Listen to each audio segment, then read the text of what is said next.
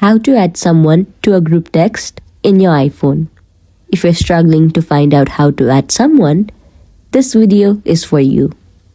Firstly, go on your app called Messages or simply search it on your search bar. Once you find your app, tap on your app. Now tap on the paint option which is on your top right corner of your screen. As you can see, there you can add people by joining on plus sign. Add the people that you want to make group with. Once you make group, type messages that you want to send. Or you can also tap on plus sign to send pictures if you want.